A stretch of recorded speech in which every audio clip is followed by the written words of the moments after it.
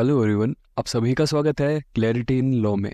और इस चैनल पे हम लोग बीएनएस की कंप्लीट कंसेप्चुअल सीरीज को चला रहे हैं और मेरा पूरा विश्वास है कि इस वीडियो के खत्म होने तक आप लोग एक्सीडेंट और नेसेसिटी के कंसेप्ट को अच्छी तरीके से समझ जाएंगे। देखिए, सेक्शन 18 बात करता है accident in doing a lawful act, मतलब ऐसे एक्सीडेंट्स जो कि किसी लॉफुल काम को करते हुए हो जाते हैं। सेक्शन 18 की बेयर लैंग्वेज कहती है Nothing is an offense which is done by accident or misfortune and without any criminal intention or knowledge in the doing of a lawful act in a lawful manner by lawful means and with proper care and caution। मतलब कोई भी चीज offence नहीं होगी अगर वो accident या फिर मिसफॉर्चून के द्वारा होती है। साथ ही वो एक लॉफुल एक्ट होना चाहिए जिसको करते वक्त ना तो डूअर का क्रिमिनल इंटेंशन हो और ना ही उसे इस बात का नॉलेज हो। साथ ही उसका जो एक्ट को करने का तरीका है, जो मैनर है, वो लॉफुल होना चाहिए पूरी सतर्कता के साथ, मतलब विद केयर एंड कॉशन। तो इसका मतलब सेक्शन 18 के एसेंशियल्स क्या होंगे? एक्सीडेंट या फिर मिसफॉर्च्यून।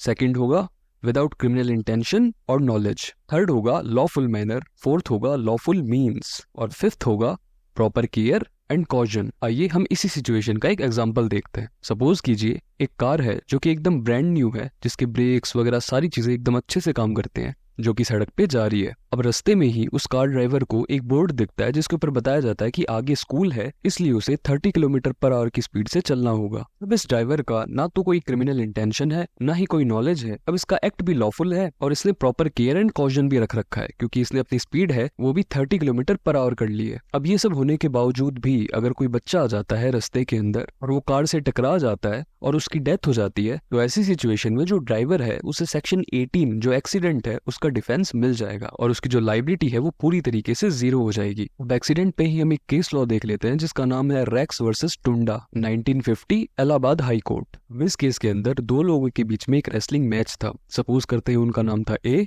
और बी। जो ए है वो मैच के दौरान बी के सर पे वार कर देता है, जिससे जो बी है वो जमीन पे गिर जाता है और उसी मौके पे उसकी डेथ हो जाती है। अब यहाँ पे ये सवाल उठता है कि क्या ए बी की डेथ के लिए लाइबल होगा? तो इस केस में ये डिसाइड हुआ कि ए का कोई क्रिमिनल इंटेंशन नहीं था, ना ही उसे नॉलेज था कि बी मर जाएगा। साथ ही उसने कोई फाउल प्ले भी नहीं किया, जिससे जो उसका एक्ट है वो लॉफुल माना गया। और साथ ही प्रॉपर केयर एंड कॉशन भी बरता गया था। और इन सारी बातों को देखते हुए ए को एक्सीडेंट का डिफेंस मिल जाता है और उसकी लाइबिलिटी जीरो हो जाती है। आइए अब हम सेक्शन 18 से ही रिलेटेड एक और केस लॉ को पढ़ते हैं। केस का नाम है आर वर्सेस क्लार्क। इस केस के फैक्ट्स कुछ इस प्रकार हैं। ये एक पर्सन होता है, सपोज करते हैं उसका नाम ए है, वो एक कुल्हाड़ी के साथ में काम कर रहा होता है। अब वो जो एरिया था जिसमें वो काम कर रहा है वो एक डेजर्टेड एरिया था, मतलब वहां पे कोई भी आसपास नहीं आता जाता था। अब काम करते वक्त उस कुल्हाड़ी का जो हेड है वो हैंडल से अलग हो जाता है और हवा में उड़ जाता है और सडनली पास खड़े एक आदमी के सर पे जा लगता है, जिससे वो आदमी उसी मौके पे मर जाता है। अब ये जो सिचुएशन है ये एक्सीडेंट की तो है ही है, और साथ ही जो ए था उसका ना तो कोई क्रिमिनल इंटेंशन था और ना ही उसे इस बात का नॉलेज था कि उसके आसपास कोई आदमी खड़ा होगा, और उसका जो एक्ट है वो भी लॉफुल है और साथ ही वो उसे लॉफुल मैनर में कर रहा था। लेकिन यहाँ पे जो प्रॉपर केयर एंड कॉशन वाला एलिमेंट है वो मिसिंग है। लेकिन क्योंकि वो जो एरिया था वो डेजर्टेड एरिया था और कोई भी एक्सपेक्ट नहीं करेगा कि ए के आसपास कोई आदमी होगा, तो ऐसी सिचुएशन में ए को यहाँ पे प्रॉपर केयर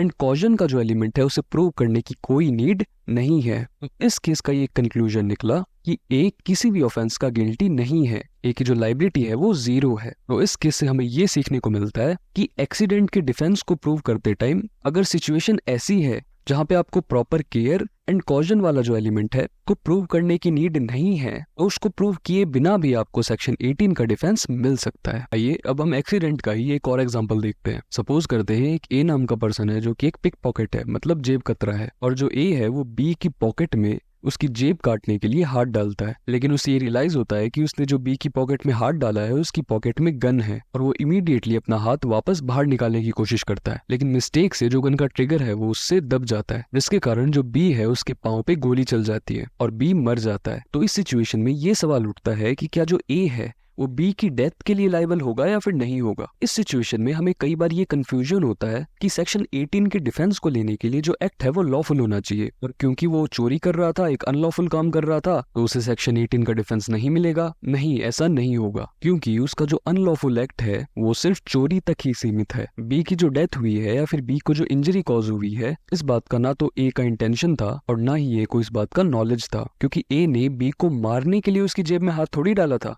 बी को जो इंजरी कॉज हुई है या फिर बी की जो डेथ हुई है वो तो प्योरली एक्सीडेंट का कॉन्सिक्वेंस है ना। तो ऐसी सिचुएशन में ए की लाइबिलिटी कुछ भी नहीं है एक्सेप्ट अटेम्प्ट टू थेफ्ट। मतलब ए को सजा तो होगी लेकिन इंजरी या फिर डेथ की नहीं, बल्कि अटेम्प्ट टू थेफ्ट की। आइए अब हम नेसेसिटी के कंसेप्ट पे चलते हैं। सेक्शन 19 बात करता है act likely to cause harm but done without criminal intent and to prevent other harm. मतलब ऐसा एक्ट जो कि हार्म कॉज कर सकता है लेकिन उसके पीछे ना तो कोई क्रिमिनल इंटेंशन है और साथ ही वो एक्ट इसलिए किया जा रहा है ताकि कोई बड़ा हार्म ना हो। आइए इसकी बेड लैंग्वेज देखते हैं। सेक्शन 19 की बेड लैंग्वेज कहती है nothing is an offence merely by reason of its being done with the knowledge that it is likely to cause harm if it be done without any criminal intention to cause harm and in good faith for the purpose of preventing or avoiding other harm to person or property। इसका मतलब हुआ कोई भी चीज offence नहीं होगी बस इसलिए कि अगर वो की जा रही है इस नॉलेज के साथ में कि वो चीज हार्म कॉज कर सकती है,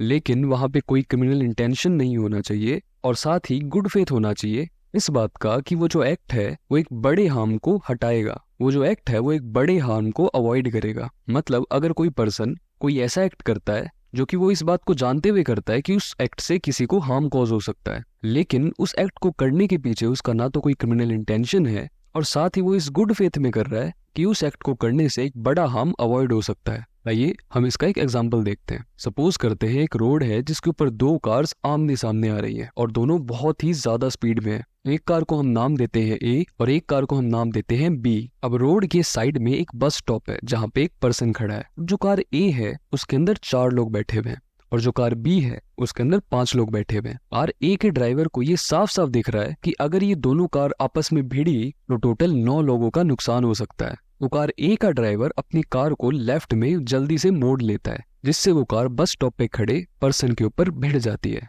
ये सोचते हुए कि अगर वो दोनों कार भिड़ी तो टोटल 9 लोगों की जान जा सकती है और अगर उसने ये काम किया तो टोटल 5 लोगों को ही नुकसान होगा। तो ये जो एक्ट है ये मजबूरी में किया जा रहा है, नेसेसिटी में किया जा रहा है। तो इस एग्जाम्पल से हम सेक्शन 19 के एसेंशियल्स को देख सकते हैं। सबसे पहला एसेंशियल तो है एक हार्म जो कि नॉलेज के साथ किया जा रहा है। अब आप गौर कीजिए सेक्शन 18 में इंटेंशन भी नहीं होना चाहिए था और नॉलेज भी नहीं होना चाहिए था, लेकिन सेक्शन 19 में नॉलेज अलाउड है। दूसरा एसेंशियल हुआ विदाउट एनी क्रिमिनल इंटेंशन। तीसरा एसेंशियल हुआ गुड फेथ और चौथा एसेंशियल हुआ प्रिवेंटिंग और avoiding any other major harm. अब नेसेसिटी का ये जो कंसेप्ट है उसके पीछे की जो पॉलिसी है, आइए पहले उसे पढ़ते हैं। नेसेसिटी का जो कंसेप्ट है वो 2 लीगल मैगजीम्स से निकला है। पहली है जो कि कहती है क्वाड नेसेसिटास नॉन हैबेड लीगम, जिसका मतलब होता है नेसेसिटी नोज नो लॉ।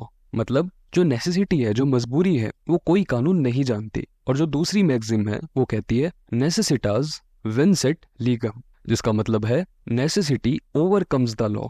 जो मजबूरी है या फिर जो जरूरत है वो लॉ को पार कर जाती है। और इन दोनों लीगल मैगजीम्स के पीछे जो जूरिस्प्रूडेंस है वो कहता है it is quite equitable and just that when a person is faced with imminent danger he shall be allowed to avert that danger by taking risk of some other harm। मतलब अगर कोई person एक imminent danger को face करता है तो उसे ये अलाउड किया जाता है कि वो इस डेंजर को टाल दे एक दूसरे रिस्क को लेते हुए। आइए अब हम एक्सीडेंट और नेसेसिटी के बीच में जो डिफरेंस है उसे पढ़ते हैं।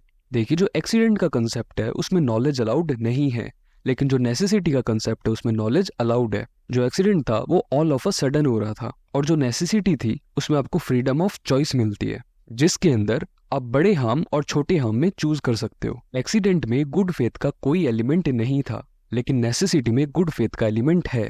हाँ, लेकिन एक्सीडेंट के अंदर प्रॉपर केयर एंड कॉशन का एलिमेंट था, लेकिन वो भी आपको हर सिचुएशन में प्रूव करना नहीं होता है, जैसा कि हमने आर वर्सेस क्लार्क के केस में देखा था। आइए अब हम नेसेसिटी का एक और एग्जांपल देखते हैं। सपोज करते हैं काफी बड़ा शिप है और वो जिस डायरेक्शन में जा रहा है उस डायरेक्शन में 2 शिप्स उसके सामने मौजूद हैं, लेकिन एक शिप के अंदर 5 लोग मौजूद हैं और जो थोड़ा बड़ा है, लेकिन दूसरे शिप में सिर्फ 2 ही लोग मौजूद हैं जो कि थोड़ा छोटा भी है। अब बड़े हार्म को प्रिवेंट करते हुए जो हमारा शिप है वो अपनी डायरेक्शन को छोटे वाली शिप की ओर हल्का सा मोड़ लेता है, क्योंकि हार्म तो होना ही है तो उसे कम से कम करने के लिए वो उसे छोटे शिप की ओर मोड़ लेता है। तो ऐसी सिचुएशन में डिफेंस ऑफ नेसेसिटी अवेलेबल हो जाएगा। आइए अब हम पढ़ते हैं पब्लिक एंड प्राइवेट नेसेसिटी को। सपोज कीजिए 2 पर्सन है ए और बी।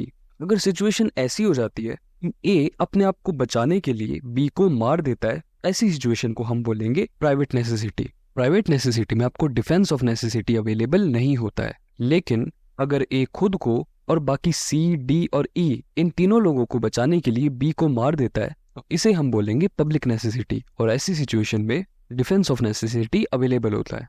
इसके पीछे का जूरिस्प्रूडेंस ये है कि एक पर्सन दूसरे पर्सन की लाइफ नहीं ले सकता बस अपने आप को बचाने के लिए, लेकिन अगर life of general people involved है तो ऐसा रिस्क लिया जा सकता है। मतलब खुद को बचाने के लिए किसी की जान आप नहीं ले सकते, इसलिए प्राइवेट नेसेसिटी में डिफेंस ऑफ नेसेसिटी अलाउड नहीं किया गया है। लेकिन जनरल पब्लिक को बचाने के लिए किसी एक पर्सन की जान लेने का रिस्क लिया जा सकता है, और इसी कारण से पब्लिक नेसेसिटी में डिफेंस ऑफ नेसेसिटी को अलाउड किया गया है। लेकिन जो प्राइवेट नेसेसिटी की सिचुएशन है जिसमें एक पर्सन अपनी जान को बचाने के लिए सामने वाले पर्सन की जान को लेने का रिस्क ले लेता है, इसमें भी 2 टाइप्स हैं, एक्टिव एक्ट और पैसिव एक्ट। एक्टिव एक्ट को हम एक केस लॉ से समझेंगे जिसका नाम है Queen versus Dudley and Stephens 1884। इस केस के जो जज थे वो थे लॉर्ड कॉलरिज। इस केस में एक नाव थी जिसके ऊपर 3 लोग सवार थे और वो नाव समुद्र के बीच में कहीं खो जाती है 20 दिनों के लिए। अब सपोज करते हैं उस नाव पे जो 3 लोग थे उनका नाम था ए, बी और सी। जो ए और सी है वो अपनी जान को बचाने के लिए और सरवाइव करने के लिए बी को मार देते हैं और उसे खा जाते हैं। तो इस केस में ये सवाल उठा क्या ए और सी को लाइबल ठहराया जाए या फिर उन्हें डिफेंस ऑफ नेसेसिटी दिया जाए। तो इस केस में ये कंक्लूजन निकला कि एक प्राइवेट नेसेसिटी थी, ए और सी ने एक एक्टिव एक्ट करके बी की जान ली ताकि उनकी जान बच सके, और इस केस में ये कहा गया कि आप अपने आप को बचाने के लिए दूसरे को नहीं मार सकते। आइए अब हम पैसिव एक्ट का एक एग्जांपल देखते हैं जो कि काफी फेमस एग्जांपल है जिसे कहा जाता है वुडन प्लैंक एग्जांपल। सपोज करते हैं कि एक नदी है जो कि काफी तेज रफ्तार से बह रही है और उस नदी में एक लकड़ी का टुकड़ा है, एक वुडन प्लैंक है जिसके ऊपर ए सवार है और जैसे तैसे अपने आप को बचा रहा है। अब बी नाम का एक पर्सन है जो कि कहीं से डूबता हुआ आ रहा होता है और पानी के बहाव के साथ जा रहा होता है। जो बी है वो उस लकड़ी के प्लैंक को देखता है और अपनी जान बचाने के लिए एक तरफ उसके लटक जाता है। अब वो जो लकड़ी का टुकड़ा है वो ए और बी दोनों के भार को सहन नहीं कर पाता और वो टुकड़ा अपनी जगह से हिलने लगता है। अब ऐसी सिचुएशन में ए और बी उन दोनों की ही जान को खतरा था। ए को ये दिख रहा है कि अगर बी इसी तरीके से उस लकड़ी के प्लैंक पे लटका रहा तो वो दोनों ही मारे जाएंगे। तो ए अपनी जान बचाने के लिए बी को हल्का सा धक्का दे देता है जिससे बी उस वुडन प्लैंक से अलग हो जाता है और पानी के साथ बह जाता है जिससे ए की जान बच जाती है। अब ऐसी सिचुएशन में या ए बी की डेथ के लिए लायबल होगा तो नहीं होगा। भले ही ये प्राइवेट नेसेसिटी है लेकिन यहाँ पे जो एक्ट है वो पैसिव नेचर का है और इसके पीछे का जूरिस्प्रूडेंस ये है कि किसी की वजह से कोई अपनी लाइफ नहीं गंवा सकता। एक्टिव एक्ट में तो आप ये कर रहे थे कि अपने आप को बचाने के लिए आप दूसरे को मार रहे थे, लेकिन पैसिव एक्ट में ये हो रहा है कि आप दूसरों की वजह से अपनी लाइफ नहीं गंवा सकते, क्योंकि आप ये किसी से भी एक्सपेक्ट नहीं कर सकते कि कोई भी मरना चाहेगा दूसरे की लाइफ को बचाने के लिए। तो एक्टिव एक्ट जो था जिसमें हमने क्वीन वर्सेस डडले का केस लॉ देखा था उसकी रीजनिंग ये थी कि अपने को बचाने के लिए आप दूसरों को नहीं मार सकते। लेकिन जो वुडन प्लैंक का एग्जांपल है जिसमें हमने पैसिव एक्ट को पढ़ा है उसकी रीजनिंग ये है कि किसी की वजह से कोई अपनी लाइफ नहीं गंवा सकता। आइए अब हम आज का लास्ट कंसेप्ट पढ़ते हैं जो कि है प्राइवेट डिफेंस और नेसेसिटी के बीच का डिफरेंस। अब अगर आप प्राइवेट डिफेंस को डिटेल में कंसेप्चुअल क्लैरिटी के साथ पढ़ना चाहते हैं तो हमने इसी चैनल पे 5 पार्ट्स के अंदर प्राइवेट डिफेंस के पूरे टॉपिक को अच्छे से डिटेल मैनर में कंप्लीट कंसेप्चुअल क्लैरिटी के साथ एक्सप्लेन कर रखा है। अब देखिए नेसेसिटी और प्राइवेट डिफेंस वैसे तो सेम साउंड करते हैं क्योंकि दोनों में ही जो अक्यूज्ड है वो अपने आप को बचा रहा होता है, लेकिन दोनों में एक डिफरेंस है। जो नेसेसिटी है उसमें जो हार्म है या फिर जो रिस्क आया है वो नेचुरल सर्कमस्टांसेस की वजह से आ रहा है, लेकिन जो प्राइवेट डिफेंस है उसमें जो हार्म है वो किसी असेलेंट या फिर किसी एग्रेसर के द्वारा हो रहा है। और इसी के साथ आपने एक्सीडेंट और नेसेसिटी के पूरे कंसेप्ट को अच्छे से समझ लिया है। आज की वीडियो में हमने सेक्शन 18 और सेक्शन 19 को अच्छे से समझा, उनके एसेंशियल्स को देखा, साथ ही उनके कंसेप्ट को एग्जाम्पल्स और केस लॉस की मदद से अच्छे से समझा। अब अगर ये वीडियो आपको पसंद आई है तो इस वीडियो को लाइक कीजिए, अपने दोस्तों के साथ शेयर कीजिए और इस चैनल को सब्सक्राइब कीजिए। आज के लिए इतना ही। Thanks for watching. अगली वीडियो में मिलते हैं एक नए कंसेप्ट के साथ में।